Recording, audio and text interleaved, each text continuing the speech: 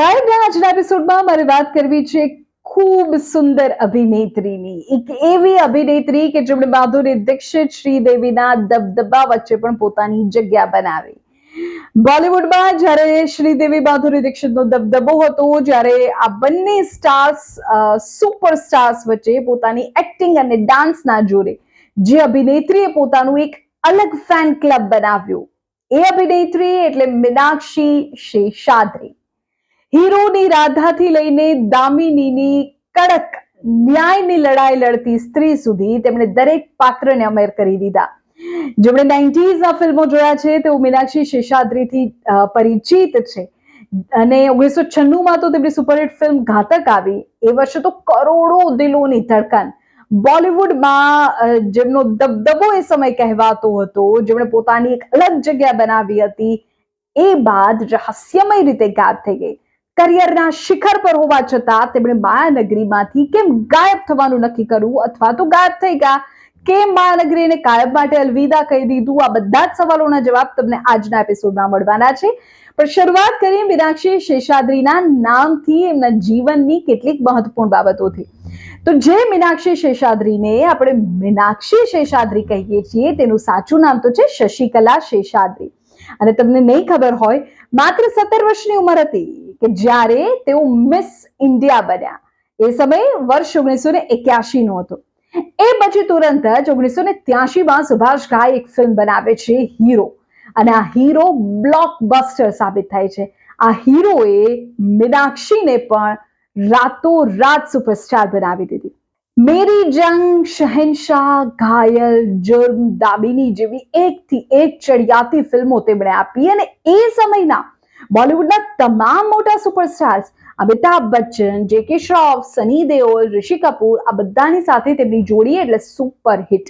પણ તેઓ એક્ટિંગની સાથે સાથે એ સમયે શાસ્ત્રીય નૃત્ય પણ શીખતા. માત્ર એક જ નહીં, તેઓ ભરતનાટ્યમ, કથક અને ઓડિસી નૃત્યના પ્રોફેશનલ ડાન્સર પણ હતા. દામિની અને જુર્મ જેવી ક્લાસિક ફિલ્મો માટે તો તેમને બેસ્ટ એક્ટ્રેસના ફિલ્મફેર એવોર્ડ્સ માટેના નોમિનેશન મળ્યા. આ ઉપરાંત સિનેમા જગતમાં તેમના યોગદાન બદલ તેમને અનેક લાઈફ ટાઈમ અચીવમેન્ટ અને પ્રાદેશિક પુરસ્કારોથી પણ સન્માનિત કરવામાં આવ્યા. તો પછી 90ના દાયકામાં જેમણે લોકોના દિલ પર રાજ કર્યું, કોઈ કરિયર ફ્લોપ નહીં, કોઈ ફિલ્મ ફ્લોપ નહીં, તો શું થયું કે ફિલ્મી દુનિયામાંથી તેઓ જતા રહ્યા. કોઈ કામ ન મળવાનું પણ કારણ નહોતું કે તેને કામ ન મળતું હોય, લોકો પસંદ ન કરતા હોય, કોઈ સાથે જોડી ન જામતી હોય, પણ એક એવો પર્સનલ લાઈફનો નિર્ણય કે જે તેને ફિલ્મી ભાગદોડથી દૂર લઈ ગયો, ગ્લેમરથી દૂર લઈ ગયો. એવું કહેવાય છે કે 1995માં તેમણે ઇન્વેસ્ટમેન્ટ બેન્કર હરીશ મૈસૂર સાથે લગ્ન કરી લીધા. લગ્ન પછી તુરંત જ 1996માં તેમની એક ફિલ્મ આવી ઘાતક, અને એ પણ સુપરહિટ રહી. પણ મીનાક્ષીએ નક્કી કરી લીધું હતું કે તેઓ બોલિવૂડ લાઇમલાઇટ અને ભારતને છોડીને અમેરિકા જઈ રહ્યા છે, અને તેઓ અમેરિકા શિફ્ટ થઈ ગયા. કેટલાક લોકો એવું પણ કહે છે કે માત્ર પર્સનલ લાઈફ કારણ નહોતું કે તેઓએ ફેમિલીને જ પ્રાધાન્ય આપવું હતું અને ફિલ્મો નહોતી કરવી.